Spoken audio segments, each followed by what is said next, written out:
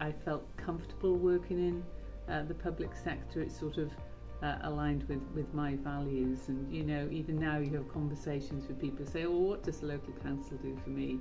When you point out that we educate the children, we provide social care, sort out the roads, the lighting, collect the waste and recycling, then people start to realise what it is that local government does. And so for me, it's always been a really, really interesting sector to work in.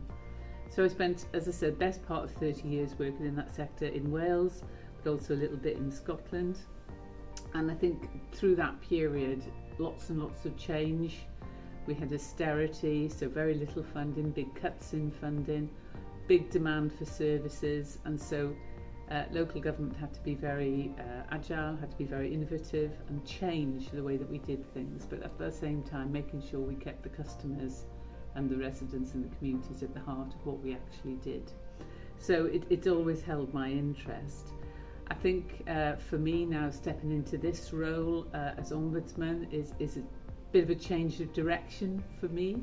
But a really fascinating one, and a role I'm really privileged to be doing. But there's still lots of similarities, because the challenges we have here, increasing demand for our services, more people wanting our help, limited or static really resources to do that.